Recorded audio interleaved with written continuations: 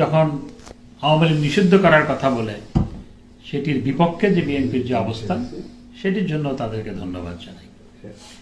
এবং একই সাথে আজকে যখন মুক্তিযুদ্ধকে অস্বীকার করার অপচেষ্টা হচ্ছে, সেটির বিরুদ্ধেও বিএনপি অবস্থান নিয়েছে, সেজন্য তাদের ধন্যবাদ জানাই।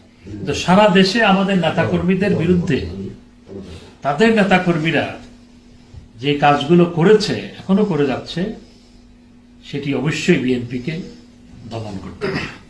এটি কখনো কাম্য নয়।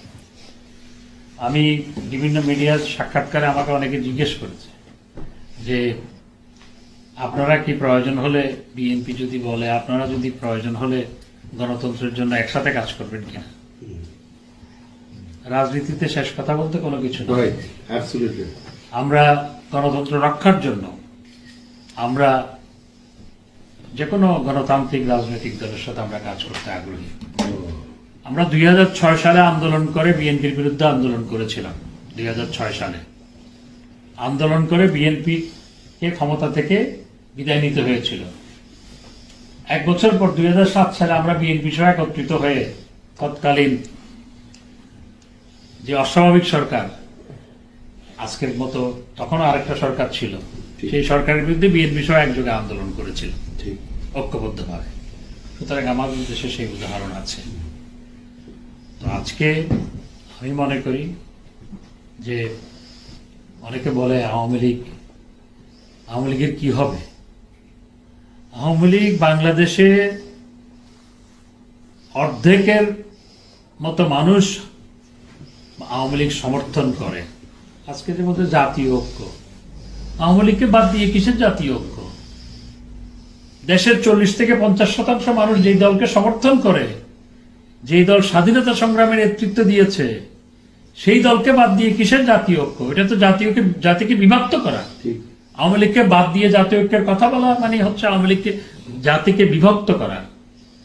তো আওয়ামী লীগ 75-এর পরে প্রথম জাতীয় সংসদ নির্বাচনে 79-এ তখনও আওয়ামী লীগ প্রায় 35% ভোট পেয়েছিল, যখন আমাদের অত্যন্ত দুরবস্থা। তখন এরকম জয় বাংলা বললে তখনও মুক্তিযুদ্ধ পরিচয় দেওয়া কঠিন ছিল, জয় বাংলা বলা কঠিন ছিল। আমি মাইকিং করতাম, আমি ছাত্র নেতা ছিলাম, আমি জনসভার মাইকিং করতাম চট্টগ্রাম শহরে।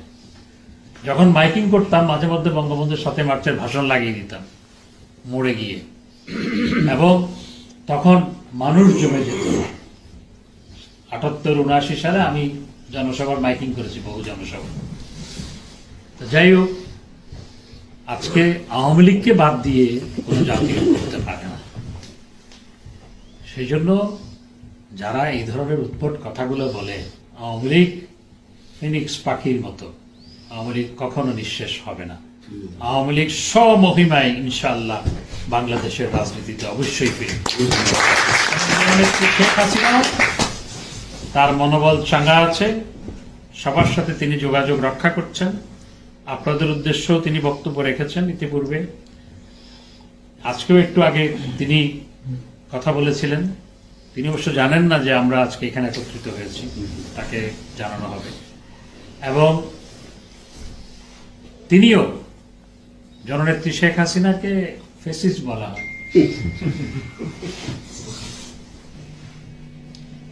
3224 জন পুলিশ হত্যা, আওয়ামী লীগের 3000 নেতাকর্মী হত্যা, তারপর হচ্ছে পঙ্গু ছাত্র নেতা, আওয়ামী লীগ নেতাদের হত্যা, মানুষ ঝুলিয়ে পিটিয়ে হত্যা, আর সেগুলোর কোনো বিচার হবে না বলে ইন্ডেমনিটি দেওয়া।